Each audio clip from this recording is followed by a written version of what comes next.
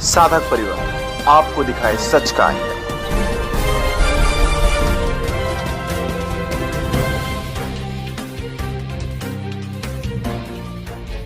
लगभग 1995 से जो है ये कार्यक्रम चालू है पूज्य गुरुदेव के निर्देश में। और ऐसे ऐसे विस्तार में पहुंचे जहां पे कोई नेता पहुंचता नहीं है, कोई पार्टी वहां पहुंचती नहीं है। ऐसी ऐसी जगहों पर हमारी समितियां जाके दिवाली के खूब भंडारे करके आते हैं। हालांकि सरकार का उत्तरदायित्व इस काम को करने का, लेकिन वो नहीं कर पा रही है। तो हमें जो हमारे जो आध्यात्मिक संस्थाएं, धार्मिक संस्थाएं और जो भी सेवासेवी संस्थाएं वो इन कार्यों को कर रही हैं अपने देश में। बापू जी ने यही सिखाया है, हमारे साधकों ने यही अपने जीवन में उतारा है कि हमको भी दिवाली के दिनों में अपने घर में भले पटाखे नहीं जलाने हैं या कम जलाने हैं, लेकिन बाहर जाके गरीबों के घर में दिए जरूर जला के आने हैं।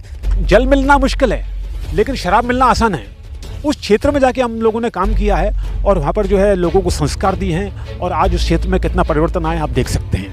आदिवासी क्षेत्रों में, पिछड़े क्षेत्रों में मंदिर भी बनवाए हैं और बहुत सुंदर सेवा कार्य किया है। वहाँ पे बहुत अच्छा प्रचार प्रसार हुआ है, लोगों को सनातन धर्म की महिमा का पता लगा है। बापूजी स्वयं मैदान में उतरते हैं। हमने देखा जब ये भंडारे शुरू हुए थे तो बापूजी स्वयं उपस्थित होते थे वहाँ पर, उन्होंने हमको करना सिखाया है। बापूजी बाहर थे तब तो ये सब कार्य होते ही थे, लेकिन आज जेल मंदिर में जाने के बाद भी ये दैवी कार्य बड़े हैं, सेवा कार्य बड़े हैं। बापूजी जोधपुर में हैं ये बात है, फिर भी उनके साधक लोग जो हैं तीव्र गति से इस कार्य को कर रहे हैं, उसमें किसी प्रकार का कोई अवरोध आज भी नहीं है। ये बात है बापूजी ने उन्हें बोला कि मेरे सारे आश्रम बिक जाए तो बिक जाए, लेकिन ये सेवा कार्य नहीं रुकना चाहिए। और आपको ग्राउंड जीरो से दिखाएगी कि कैसे वहाँ बापू के भक्त कैसे आदिवासी विस्तारों में जाएंगे और कैसे गरीबों की सेवा करेंगे, साथ साथ में कैसे हिंदू धर्म का प्रचार प्रसार करेंगे। वो सारे वीडियो आपको यही चैनल साधक परिवार सूरत और अंजनी के चैनल इंडिया एक्सप्रेस पे आपको देखने को मिलेंगे। या राजनेता के परिवार का कोई अस्वस्थ होता है तो भी उनको पैरोल मिल जाते हैं। यहाँ पे तो बापू जी स्वयं अस्वस्थ है और इतने वयोवृद्ध संत हैं, आपको इस ग्राउंड पे भी पैरोल नहीं मिल रही। बापूजी के साथ जो पक्षपातपूर्ण व्यवहार किया जा रहा है उसका अब अंत हो जाना चाहिए। इस समय पक चुका है, अब ज़्यादा और सहन करने से नहीं रहा। हम तो यही प्रार्थना करेंगे कि सरकार इस और ध्यान देते हुए बापूजी को जल्द से जल्द रिहा करे। आपको निश्चित रूप से सरकार को विचार करना चाहिए, नहीं तो जनता समझती है ये पक्षपातपूर्ण व्यवहार है और इसका रिजल्ट आपको आने वाले चुनाव में देखने को मिलेगा।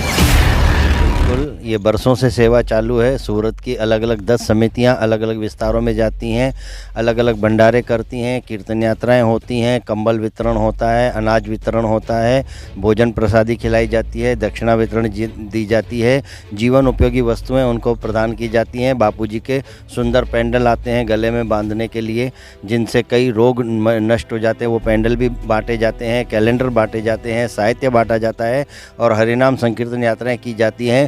कहीं पर तो हवन भी किया जाता है ताकि हमारे बापूजी के स्वास्थ्य की रक्षा हो, उनकी दीर्घ आयु हो और वे स्वस्थ होकर भारत को विश्व गुरु पद पर जल्दी से जल्दी आसीन करें और जल्द से जल्द बाहर आएँ। इस प्रकार के हवन भी किए जाते हैं और भंडारे आदि भी किए जाते हैं।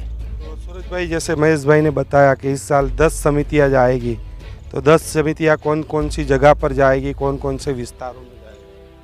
जैसे महेश भाई ने उल्लेख किया कि सालों से ये सेवा चालू है, निरंतर चालू है। बापूजी जेल मंदिर पधारे उसके बाद भी ये सेवा चालू है। मैं आपको थोड़ा विस्तार से बता देता हूँ। पहली अपनी लिंबायत समिति है, ये इस बार वलसाड़, वापी और भैरवी के क्षेत्र में जाने वाली है। 15 से 21 तारीख 7 दिन तक ये समिति वहाँ पे सेवा करने वाली है। लगभग 125 लोग इसमें समिति में यहाँ से जाएंगे सूरत से, बाकी लोकल लोग सम्मिलित होंगे। इसके अलावा कतारगाम समिति है, वो रापर, राजकोट, जामनगर, मोरबी, लीमड़ी ये इस एरिया में जाने वाली है। 16 से 20 तारीख तक उनकी समिति इस एरिया में सेवा करने वाली है। करीब 250 लोग सूरत से जाने वाले हैं। और इसके अलावा जो मैं जिन क्षेत्रों का नाम ले रहा हूँ उनके कॉन्टैक्ट नंबर भी आपको डिस्क्रिप्शन में और पट्टी के रूप में देखेंगे।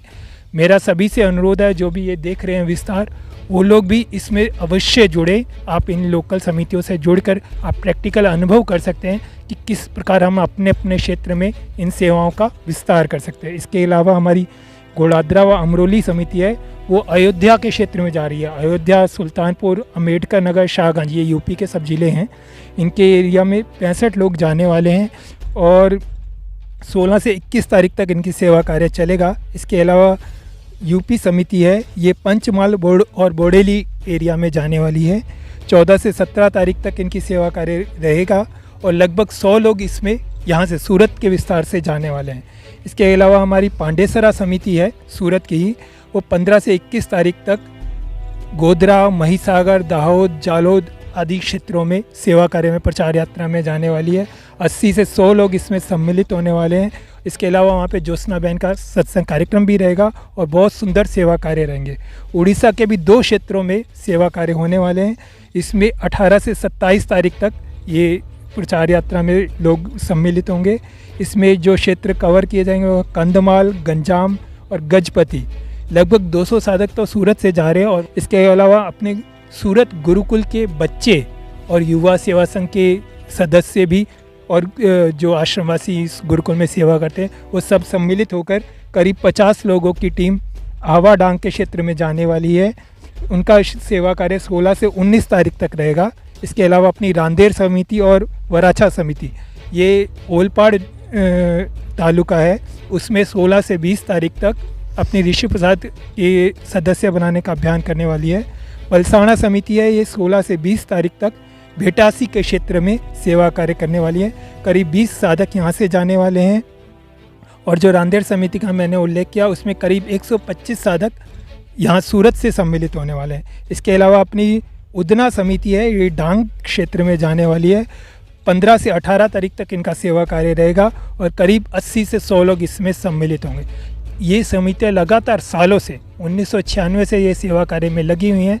यदि आपको प्रैक्टिकल अनुभव करना है कि ये सेवा कैसे होता है और कैसे हम अपने क्षेत्र में संस्कृति का प्रचार कर सकते हैं, लोगों को धर्मांतरण होने से बचा सकते हैं और बापूजी के दैवी ज्ञान से लोगों के जीवन में उन्नति, सुखशाली और आरोग्य ला सकते हैं, तो आप प्रैक्टिकल जुड़ने के लिए ज़रूर इन समितियों से जुड़ें।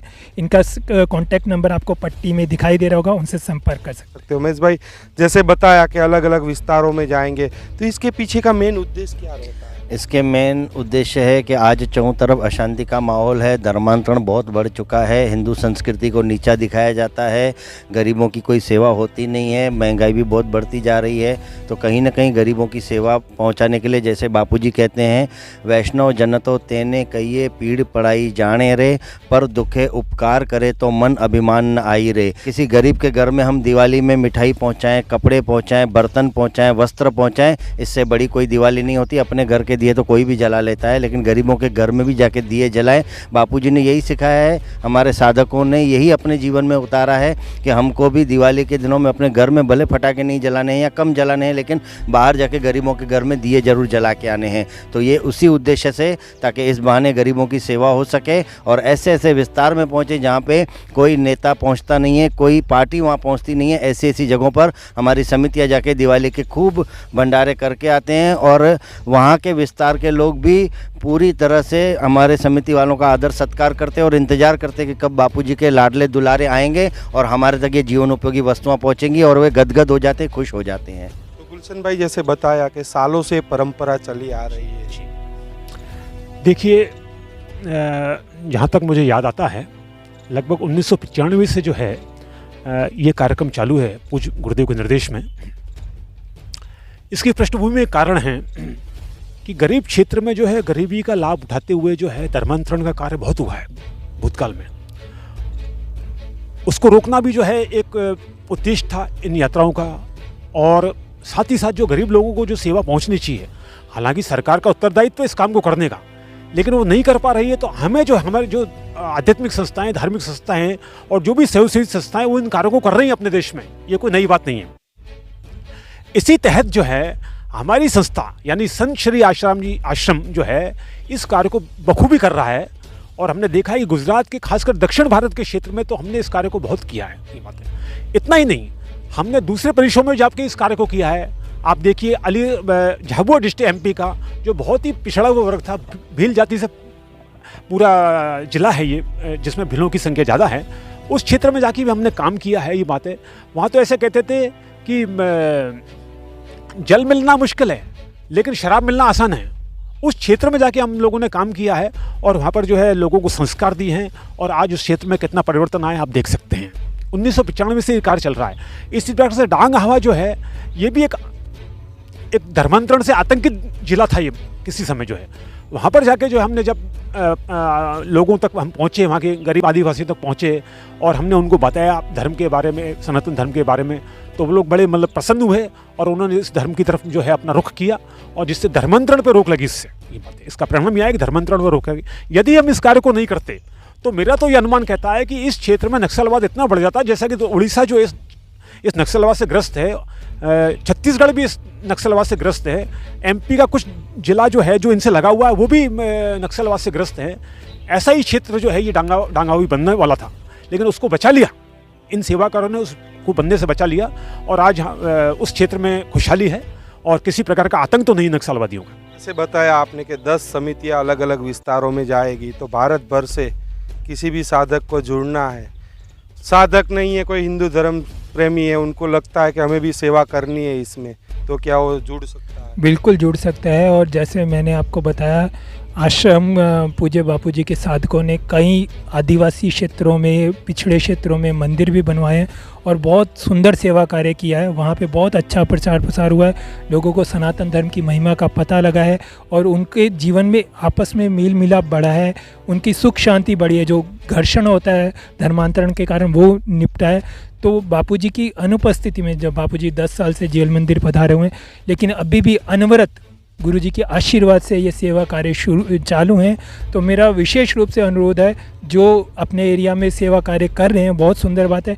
यदि आपको किसी तरह का मार्गदर्शन या प्रैक्टिकल अनुभव लेना है तो आपको अवश्य 1-2 दिन या कुछ समय इन समितियों के साथ बिताना चाहिए, ताकि आपका भी उत्साह बढ़े और आपके क्षेत्र में भी प्रचार प्रसार हो सके। बापूजी केवल मंचों में बैठ के केवल प्रवचन नहीं करते, बापूजी स्वयं मैदान में उतरते हैं। हमने देखा जब ये भंडारे शुरू हुए थे तो बापूजी स्वयं उपस्थित होते थे वहाँ पर, उन्होंने हमको करना सिखाया है ये बात। तो इसी प्रकार से जब ये सिलसिला चला है तो बापूजी समय समय पर उपस्थित होते रहे।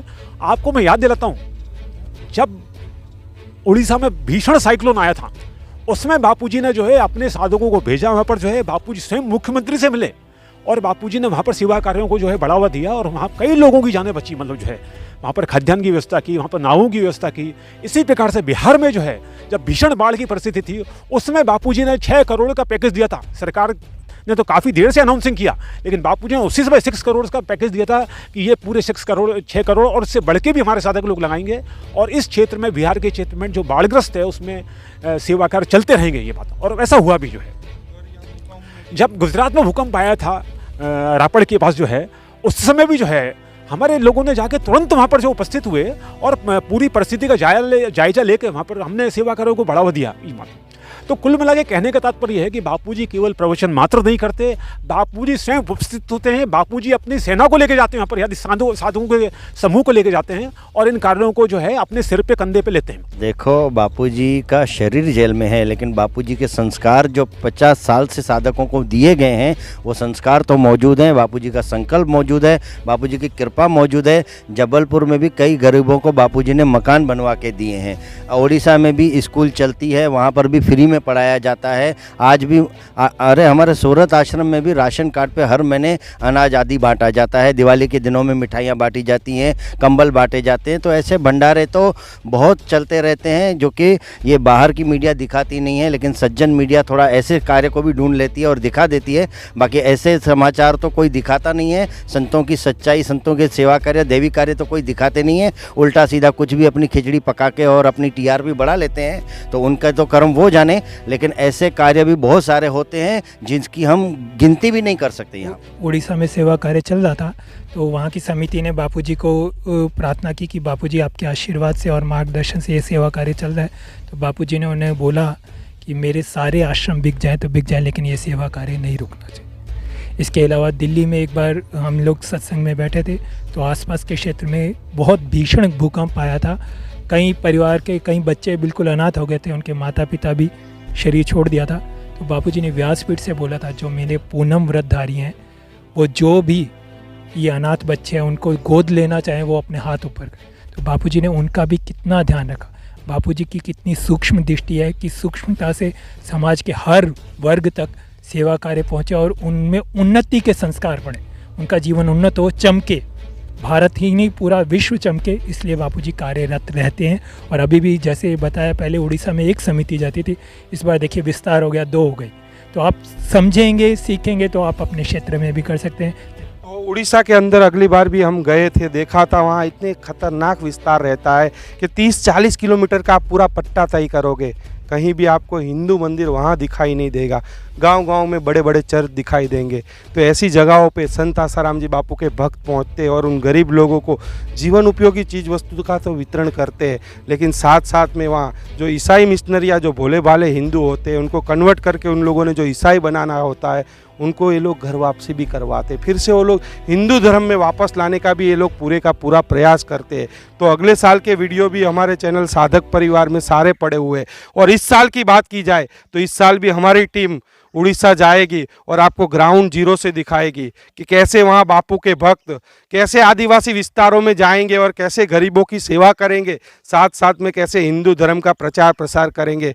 वो सारे वीडियो आपको यही चैनल साधक परिवार सूरत और अंजनी के चैनल इंडिया एक्सप्रेस पे आपको देखने को मिलेंगे।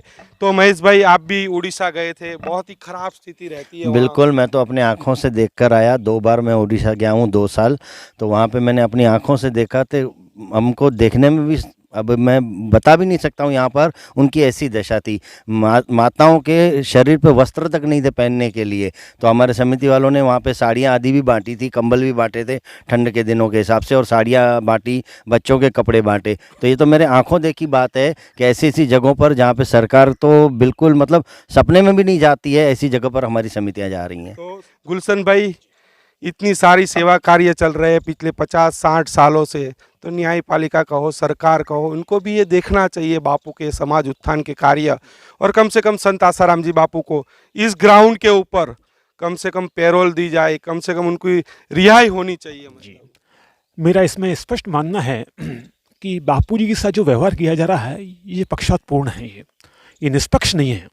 और इन सेवाकारों को देखते हुए जो है अब जो है वक्त पक चुका है कि सरकार को इस तरह ध्यान देना चाहिए और वयोवृद्ध जो है पूज्य गुरुदेव संत श्री आश्रम जी महाराज जो है उनको शीघ्र से शीघ्र रिहा करना चाहिए, उनकी सेवा को अवलोकन करते हुए। क्योंकि महेश भाई, देखा नेता अभिनेता थोड़े से बीमार पड़ जाते हैं तो उनको पैरोल मिल जाती है, उनकी बेलें हो जाती है, 10 सालों में 1 मिनट की भी राहत नहीं। और बापू के सेवा कार्य देखो, 50-60 सालों से लगातार बापू के सेवा कार्य जा रहे हैं। बिल्कुल, देखो बापूजी बाहर थे तब तो ये सब कार्य होते ही थे, लेकिन आज जेल मंदिर में जाने के बाद भी ये दैवी कार्य बड़े हैं, सेवा कार्य बड़े हैं। तो सरकार को इस तरफ पूरा ध्यान देना चाहिए कि जिनको सरकार पैरोल पे बाहर लाती है अथवा जिनकी सजाएं माफ़ करती हैं, उनके पीछे उनका बैकग्राउंड देखे और उनकी सेवा कार्य क्या है समाज के लिए, वो भी उस पर सरकार नज़र मारे। और दूसरी तरफ संतों का जीवन चरित्र देखे और उनको जेल में रखने के बाद भी उनके सेवा कार्य देखे, तभी भी सरकार को समझ में आएगा कि किसको बाहर रखना चाहिए, किसको अंदर रखना चाहिए। आज कितने कितने केस होने के बाद भी पैरोल मिल जाती है, बाहर लाया जाता है, लेकिन यहाँ तो निर्दोष संत जिनका कोई सबूत नहीं मिला है, कोई तथ्य नहीं है कुछ, उसके बावजूद भी इतनी उम्र के संत को भी अंदर जेल में रखना, ये तो भाई अब इसके लिए तो शब्द ही नहीं है कि क्या शब्द बोले जाएं।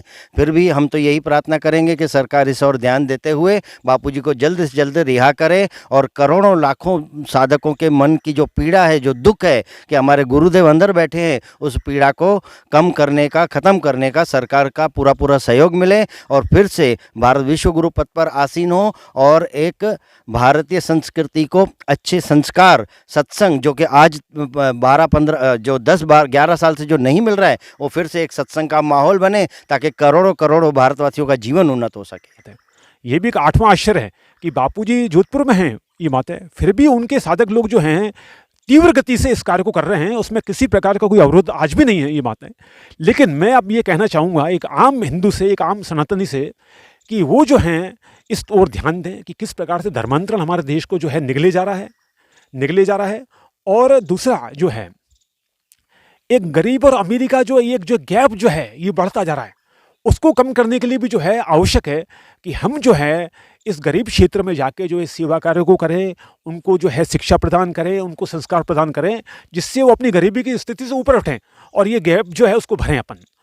इसके साथ ही जो है बापूजी के साथ जो पक्षपातपूर्ण व्यवहार किया जा रहा है उसका अब अंत हो जाना चाहिए। इस समय पक चुका है, अब ज़्यादा और सहन करने जैसा नहीं रहा। इसमें मैं, जैसे अभी आपने उल्लेख किया कि बड़े बड़े राजनेता, इवन एक्टरों या राजनेता के परिवार का कोई अस्वस्थ होता है तो भी उनको पैरोल मिल जाते हैं। यहाँ पे तो बापूजी स्वयं अस्वस्थ हैं और इतने वयोवृद्ध संत हैं, आपको इस ग्राउंड पे भी पैरोल नहीं मिल रही। तो आपको निश्चित रूप से सरकार को विचार करना चाहिए, नहीं तो जनता समझती है ये पक्षपातपूर्ण व्यवहार है और इसका रिजल्ट आपको आने वाले चुनाव में देखने को मिलेगा। जानिए देश की पल पल की खबर नीलेश ठक्कर के द्वारा आपके अपने साधक परिवार पर। साधक परिवार आपको दिखाए सच का आईना।